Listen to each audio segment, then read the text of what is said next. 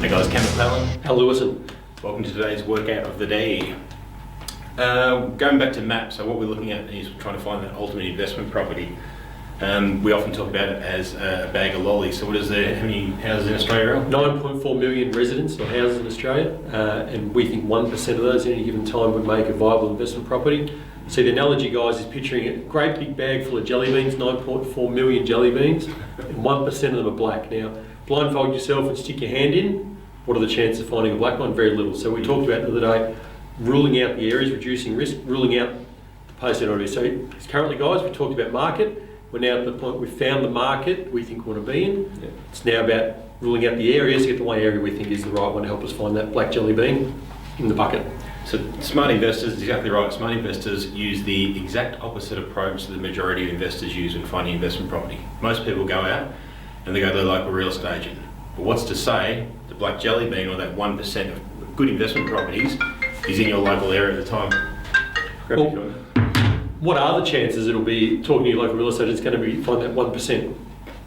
Nearly zero. Nearly zero. So once again, all he'll tell you, he'll say there's... Yes, fantastic, I've got a fantastic property for you. We've got amenity. Yeah, that's right.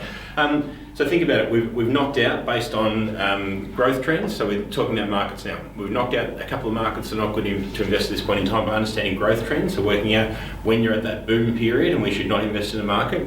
You've looked at unemployment statistics, population growth forecasts, and the amount of supply in a market. So at this point, we've got a couple of markets that we're satisfied with.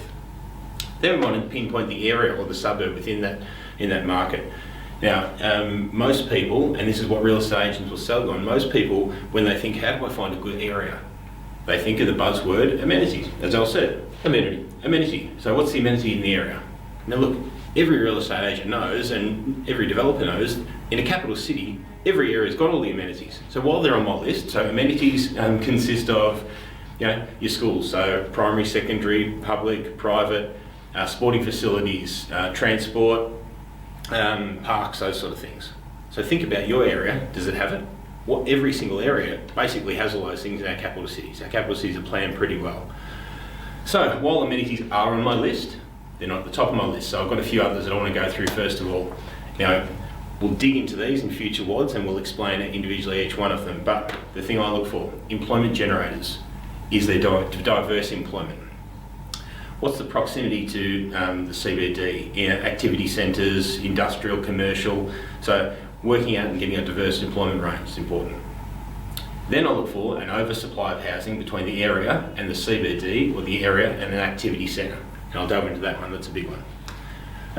Owner-occupiers, does the area have a good percentage of owner-occupiers compared to renters? Because you want to make sure you've got good community. Good community upholds the level or the quality of the area that you're considering.